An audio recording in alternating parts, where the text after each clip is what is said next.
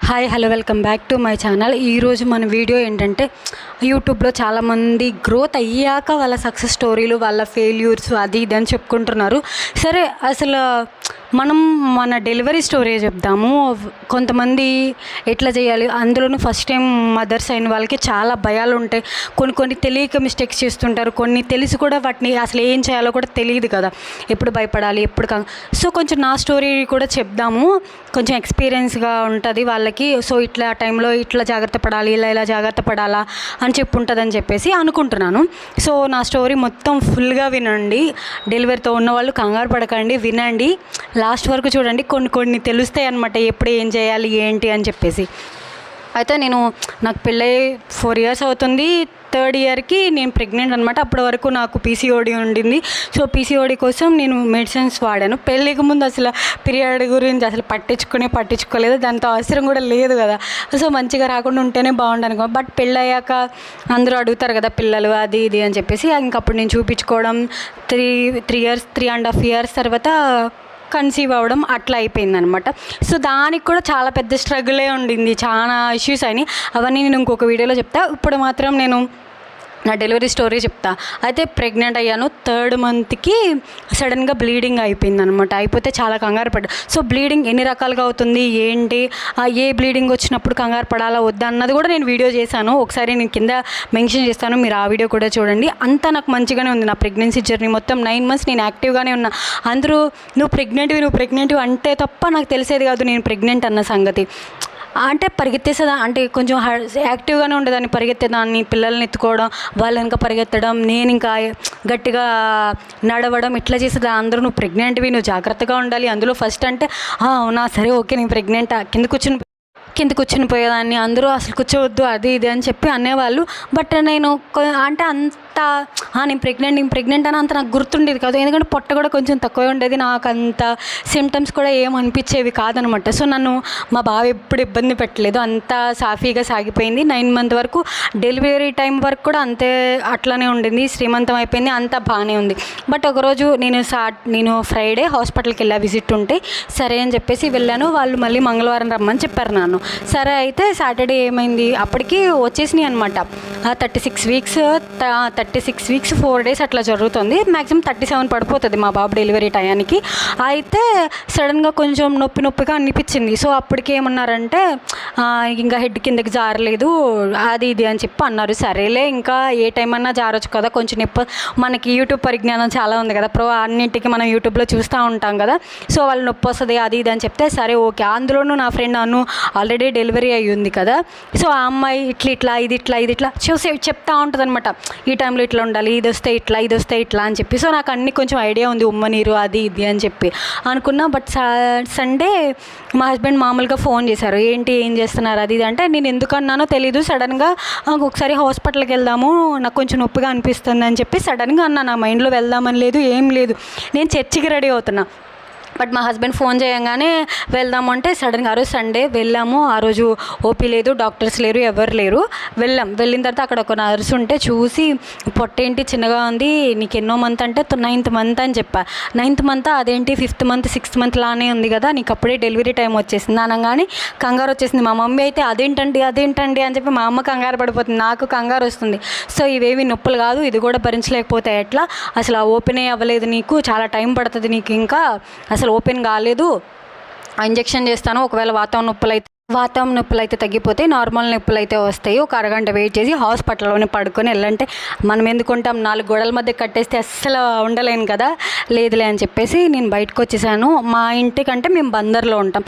So Bandar వెళ్ళాలి, బందర్ నుంచి గుడివాడ రావాలి అంటే చాలా లాంగ్ అయిపోద్ది. మా అత్తయ్య వాళ్ళ ఊరు గుడివాడ దగ్గరే, జస్ట్ ఒక 10 kilometers అంతే. సో ఈ వీళ్ళు ఏమనుకున్నారంటే, లేదు ఇక్కడికే తీసుకెళ్ళిపోదాం, సడన్గా నొప్పులు వస్తే కష్టం, ఇంకా డెలివరీ టైం వచ్చేసింది కదా, రేపు పొద్దున్నే ఓపీలో డాక్టర్ ఉంటారు కదా, ఆవిడికి చూపించేసి అసలు ఏంటి అని తెలుసుకుందాం అని చెప్పేసి అనుకున్నాం.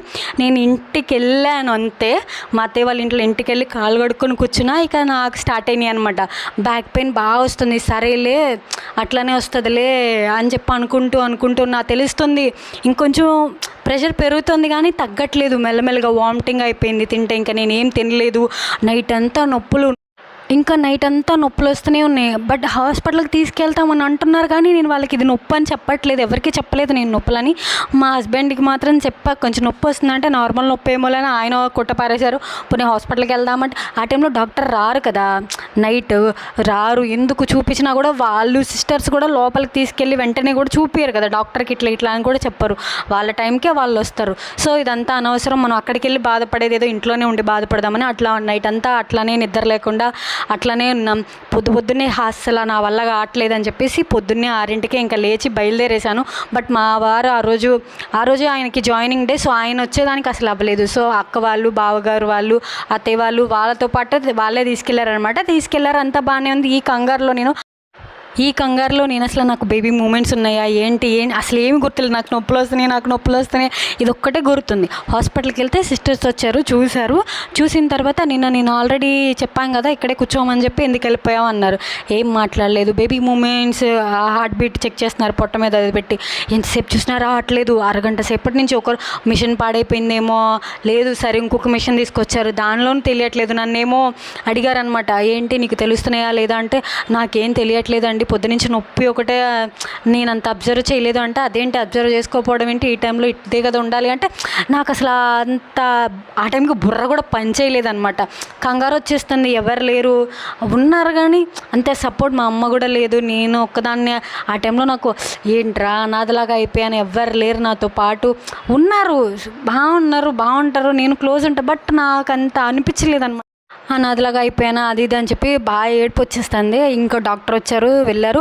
డాక్టర్ కంటే ముందు నిన్న చూసిన ఆవిడే నన్ను మళ్ళీ చూసింది. ఇదే నొప్పులు కాదు, తీసేయండి ఇవన్నీ కూర్చోబెట్టండి, పక్కన కూర్చోబెట్టండి అని చెప్పంటే అసలు నాకు బీపీ వస్తుంది. ఆ టైంలో హార్ట్ బీట్ అంటున్నారు, ఈవిడ చూస్తే ఇది నొప్పి కాదంటుంది, ఏంటి తండ్రి అసలు అనుకుని వెంటనే డాక్టర్ని రమ్మని చెప్తే డాక్టర్ వచ్చారనమాట. డాక్టర్ వచ్చి ఏంటి అని చెప్పి అడిగితే ఇట్లా నొప్పి మ్యామ్, రాత్రి నిన్న ఆల్రెడీ వచ్చాను అంటే ఆవిడ చూసి మళ్ళీ చూసి హార్ట్ బీట్ తెలుస్తుందంటే హార్ట్ బీట్ ఎక్కడో ఆవిడ చూస్తే ఎక్కడో లైట్గా వినిపిస్తుంది, మూమెంట్స్ తెలుస్తున్నాయి అంటే అప్పుడు బాగా దండం పెట్టేసుకున్న, దేవుడా వినిపించాలని సడన్గా.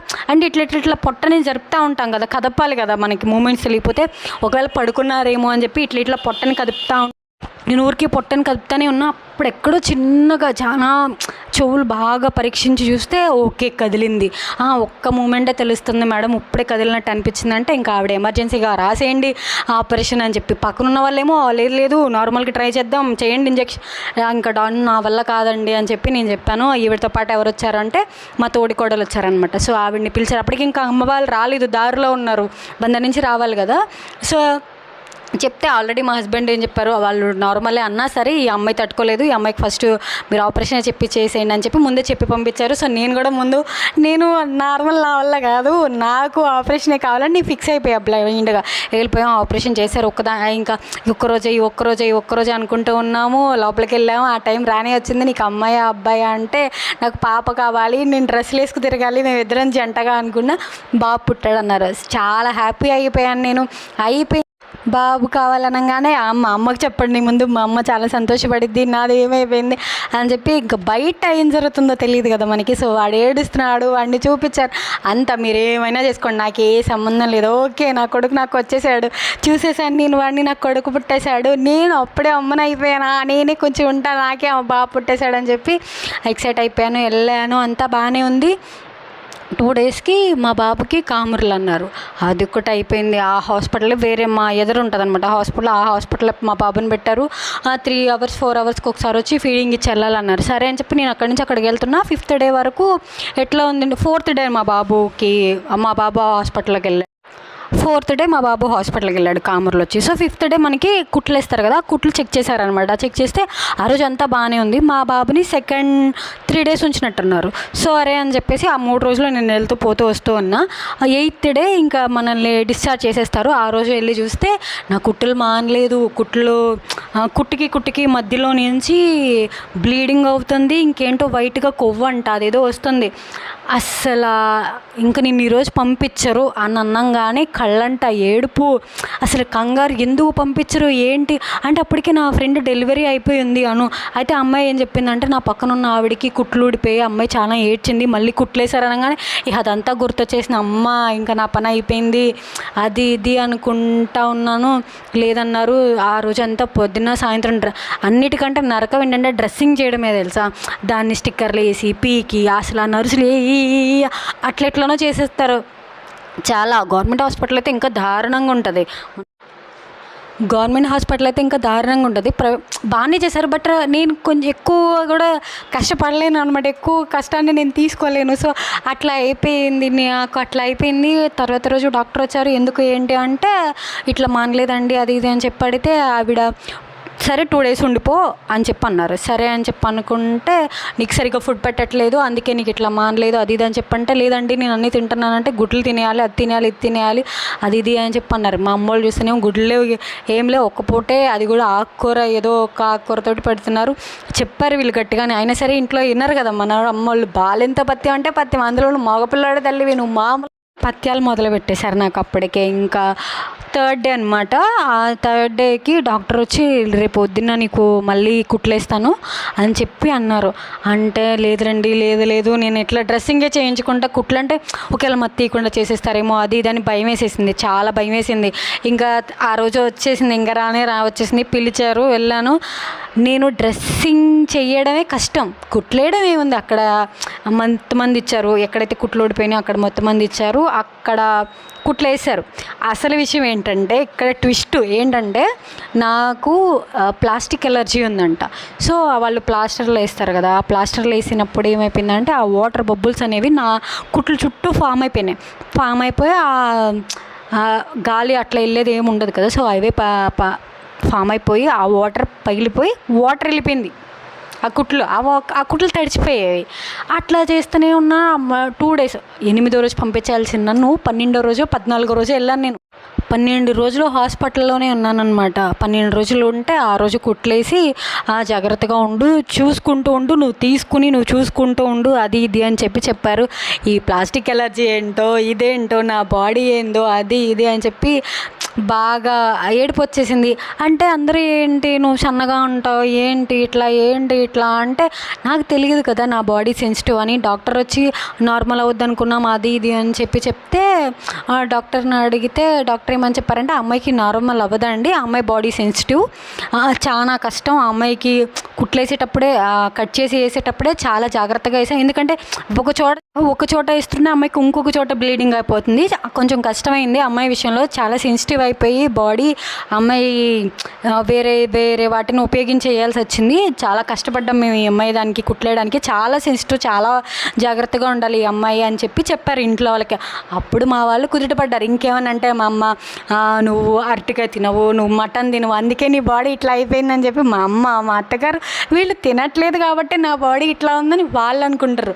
నాకేమో సర్లే తిట్టుకోండి నేను దొరికాను కదా మీకు అని చెప్పి అనుకున్న తర్వాత అయిపోయింది. ఇంటికి వెళ్ళిపోయాం. 10 రోజుల తర్వాత వచ్చి కుట్లు తీసేసుకోమని చెప్పారు. వచ్చిన తర్వాత కుట్లు మానలేదన్నారు.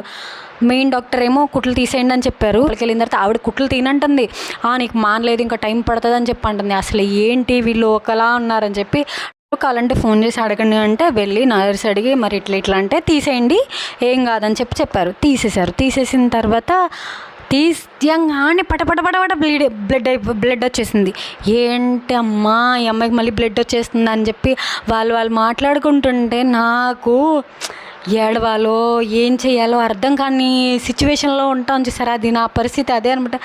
ఏంటి తండ్రి అసలు ఇట్లా ఉన్నాను నేను, ఏంటయ్యా అని దేవుడికో దండం పెట్టేసుకుని నా కళ్ళు మూసుకుని దేవుడా అని చెప్పేసి అసలు ఏంటి అనుకుంటుంటే అప్పుడు ఇంకొక ఆవిడొచ్చి లేదు ఇది మనం కుట్టు తీసి నీడిల్ ఏదైతే గుచ్చామో ఆ ఆ సూది దగ్గర నుంచి వస్తుంది, ఆ కుట్టు దగ్గర నుంచే వస్తుంది, లోపల నుంచి రావట్లేదు అని చెప్పంగానే సరేలే అమ్మాయ అనుకున్న తర్వాత డాక్టర్ దగ్గర తీసుకెళ్తే పౌడర్లు ఏవో రాసి ఇచ్చారు. సరే ఇది కంటిన్యూస్గా వాడు అసలు మానొద్దని చెప్పారు. చెప్పిన తర్వాత అన్నీ తినేసామని మళ్ళీ స్ట్రిక్ట్గా చెప్పారు. 2 daysకి మళ్ళీ నాకు కుట్ల దగ్గర నుంచి నేను బ్లీడ్ అవుతుంది. నేను మా అమ్మకి చెప్తే మా అమ్మ కంగారు పడుతుంది. సరే అని చెప్పి నేనే ఆవిడ చెప్పిందనమాట ముందే, నువ్వే తుడుచుకుంటూ ఉండు, మళ్ళీ నీకు వాటర్ ఫామ్ అయితే మళ్ళీ ఇబ్బంది పడతావు, వాటర్ తగలనివ్వకో కొంచెం అది ఇది అని చెప్పి. సరే నేను అట్లా నాకు అట్లా ఎంతసేపు నెల రోజుల 1.5 month వరకు నాకు బ్లీడ్ కనిపిస్తూనే ఉంది నా కుట్ల దగ్గర. అయ్యా దీని బదులు నార్మల్ అయినా బాగుండే అనిపించింది ఆ టైంకి మాత్రం. చాలా కష్టం. ఊరికే ఏముంది, చాలామంది నార్మలేగా ఏముంది కోసి తీసేయడం అంటే ఈజీ అనుకుంటున్నారు అందరూ. నార్మల్ అయినా సిజేరియన్ అయినా ఏదైనా కష్టం. నార్మల్ 10 నిమిషాలే కష్టంగా అనిపించవచ్చు మీకు, బట్ సిజేరియన్ 10 నిమిషాలే సుఖంగా అనిపిస్తుంది. బట్ ఆ రెండింటి తర్వాత అన్నీ కష్టమే. బేబీని పెంచడం కష్టమే, నడవడం కష్టమే, అన్నీ కష్టంగానే ఉంటాయి మీకు బేబీ పుట్టాక. సో మీరు జాగ్రత్తగా ఉండండి. ఏదైనా సరే తెలుసుకోండి ఫస్ట్. యూట్యూబ్లో అన్ని కంగారు పెడుతూనే ఉంటారు. సో అన్నిటికీ భయపడాల్సినంత పని లేదు. ఏ చిన్న రియాక్షన్ రాగానే, ఏ చిన్నగా భయం వేసినా కానీ దీనికి భయపడద్దు, దానికి భయపడద్దు అట్లా చెప్తూ ఉంటారు కొంతమంది. బట్ అన్నింటికీ కూడా ఫస్ట్ వెళ్ళిపోయి డాక్టర్ని కన్సల్ట్ అవ్వండి. ఎందుకంటే అసలు ఏం జరుగుతుంది ఏంటి మనకేం తెలియదు కదా. ఒక్కొక్కసారి ఏం లేకపోయినా కూడా బేబీ బాగానే ఉన్నా కూడా మనకి తెలీదు. సడన్గా సెక్షన్లు చేసేస్తూ ఉంటారు. చెప్పలేం లోపల ఏంటి మనకి చాలా రకాల ప్రాబ్లమ్స్ ఉంటాయి కదా. సో దేనికి ఎట్లా జరుగుతుందో ఎవ్వరం ఏం చెప్పలేం. సో జాగ్రత్తగా ఉండండి. ప్రెగ్నెన్సీ జర్నీ మొత్తం డెలివరీ టైం దగ్గరికి రాగానే మ్యాక్సిమం హాస్పిటల్ దగ్గరలోనే ఉండండి. ఏ చిన్న ఎమర్జెన్సీ అయినా సరే హాస్పిటల్కి వెళ్ళిపోండి. వాళ్ళు సెక్షన్ అయినా చేస్తానంటే చేపించేసుకోండి. నార్మలే కావాలని పట్టొద్దు. ఎందుకంటే బేబీ ఇంపార్టెంట్. ఫైనల్గా బేబీ మదర్ ఇద్దరు సేఫ్గా ఉండడం ఇంపార్టెంట్. ఏదైనా ఒకటే. అందుకని చెప్పి నా వీడియో నచ్చితే లైక్ చేసి, కామెంట్ చేసి, షేర్ చేయండి. Thank you for watching.